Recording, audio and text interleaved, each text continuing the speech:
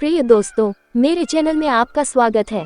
मैं हूँ रेशु। आज हम नवरात्रि के षष्ठी के बारे में जानेंगे। अभी नवरात्रि चल रही है और माता रानी पधारी है धरती पर हम सबके जीवन को खुशहाल और पवित्र करने के लिए। नवरात्रि के छठे दिन को षष्ठी कहते हैं और इस दिन माँ कात्यायनी की पूजा की जाती है। माँ कात्यायनी माँ दुर्गा का छठा रूप है जो शक्ति, साहस और पराक्रम का प्रतीक मानी जाती है।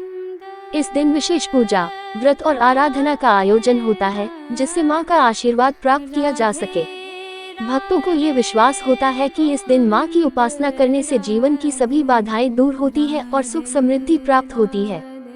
तो दोस्तों, आज हम इसी विशेष अवसर पर माँ कात्यायनी का आह्वान करेंगे और उनके आशीर्वाद से अपने जीवन को नई दिशा देंगे। नवरात्रि षष्ठी का दिन नवरात्रि के छठे दिन मनाया जाता है। इस दिन का महत्व देवी कात्यायनी की पूजा से जुड़ा होता है जो माँ दुर्गा के छठे रूप है। माँ कात्यायनी को शक्ति और पराक्रम की देवी माना जाता है और यह दिन उनकी उपासना के लिए समर्पित होता है। इस दिन भक्तों द्वारा माँ कात्यायनी की पूजा की जाती है जिससे उन्हें शक्ति, साहस और सुख शांति का आशीर्वाद मिल सके। आमतौर पर लोग व्रत रखते हैं, मंदिर जाते हैं और माँ दुर्गा के अलग अलग रूपों की आराधना करते हैं। षष्ठी के दिन माता का विराट स्वरूप और शक्ति की स्तुति की जाती है और इस दिन माँ के भक्तों पर उनका आशीर्वाद प्राप्त होता है। नवरात्रि की षष्ठी तिथि का धार्मिक और आध्यात्मिक महत्व भी बहुत अधिक होता है। माँ कात्यायनी की उपासना करने से व्यक्ति को अपने शत्रुओं पर विजय प्राप्त करने की शक्ति मिलती है और जीवन में आने वाली बाधाओं को पार करने की क्षमता भी। ऐसी मान्यता है कि इस दिन जो सच्चे मन से माँ की आराधना करता है उसे विशेष रूप से विवाह, संतान और पारिवारिक सुख की प्राप्ति होती है। इस दिन माता के समक्ष दीप जलाकर फूल, धूप, फल और नैवेद्य अर्पित किए जाते हैं। लोग दुर्गा सप्तशती का पाठ करते हैं और माता से अपनी मनोकामनाओं की पूर्ति के लिए प्रार्थना करते हैं। कई स्थानों पर विशेष पूजा अनुष्ठान और जागरण का आयोजन भी किया जाता है जहां भक्त पूरी रात माँ की महिमा गाते और उनका गुणगान करते हैं। षष्ठी के दिन माता कात्यायनी की पूजा से जुड़ी कई मान्यताएं और परंपराएं हैं। इस दिन का महत्व केवल व्यक्तिगत इच्छाओं की पूर्ति से ही नहीं जुड़ा है, बल्कि इसे साधना और आध्यात्मिक उन्नति का एक महत्वपूर्ण चरण भी माना जाता है। माँ कात्यायनी की पूजा करने से भक्तों को मानसिक शांति, साहस और आध्यात्मिक शक्ति प्राप्त होती है। कहते हैं कि भगवान श्री कृष्ण के लिए गोपियों ने माँ कात्यायनी का व्रत रखा था ताकि उन्हें श्री कृष्ण जैसा पति प्राप्त हो। इस कारण आज भी कई युवतियां अच्छे वर की कामना के लिए माँ कात्यायनी की पूजा करती हैं। इसके अतिरिक्त षष्ठी तिथि पर देवी के स्वरूप को हल्दी, कुमकुम और सिंदूर से विशेष रूप से सजाया जाता है। श्रद्धालु माँ के चरणों में नारियल, लाल वस्त्र, कमल के फूल और मिठाइयाँ अर्पित करते हैं। माता के लिए प्रसाद में शहद और पान का विशेष महत्व होता है और भक्तों के बीच इसे प्रसाद के रूप में बांटा जाता है। भक्ति और शक्ति का ये दिन भक्तों के लिए एक विशेष अवसर है जब वे न केवल माँ कात्यायनी का आशीर्वाद प्राप्त करते हैं बल्कि अपने भीतर की नकारात्मकताओं को दूर कर एक नई ऊर्जा का संचार अनुभव करते हैं। षष्ठी के दिन से जुड़े कई और आध्यात्मिक और सांस्कृतिक पहलू भी हैं जो इसे और भी खास बनाते हैं। विशेषकर इस दिन को आरोग्य यानी स्वास्थ्य के लिए भी महत्वपूर्ण माना जाता है। मान्यता है कि माँ कात्यायनी की पूजा करने से बीमारियों और शारीरिक कष्टों से मुक्ति मिलती है। जिन भक्तों को शारीरिक या मानसिक पीड़ा होती है वे इस दिन माँ कात्यायनी का आह्वान करते हैं ताकि वे स्वस्थ और खुशहाल जीवन जी सकें। साधकों के लिए ये दिन योग और ध्यान के दृष्टिकोण से भी महत्वपूर्ण है। माँ कात्यायनी को ध्यान में रखते हुए साधक अपनी साधना को एक नई ऊंचाई पर ले जाते हैं। ऐसा माना जाता है कि इस दिन की साधना से आत्मबल बढ़ता है और व्यक्ति के भीतर की शक्तियों का विकास होता है।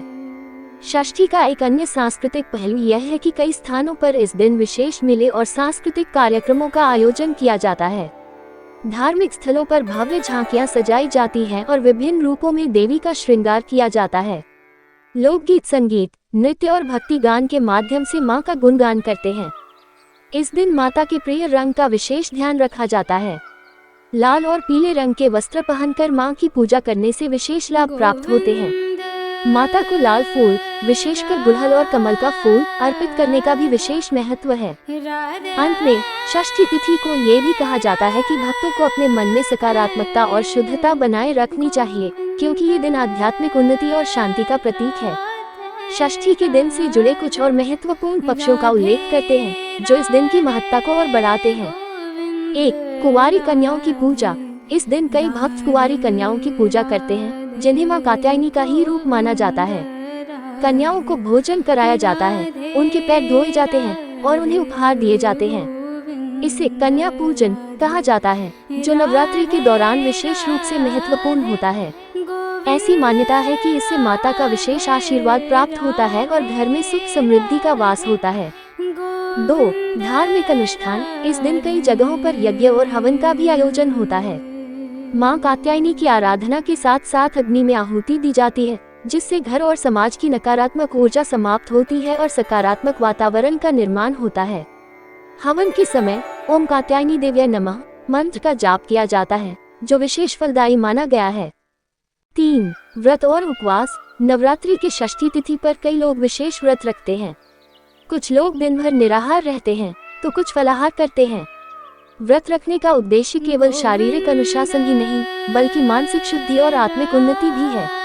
ऐसा माना जाता है कि इस दिन व्रत रखने से भक्त की मनोकामनाएं पूरी होती हैं और जीवन में आने वाली बाधाएं दूर होती हैं। 4. कथाएं और पौराणिक संदर्भ।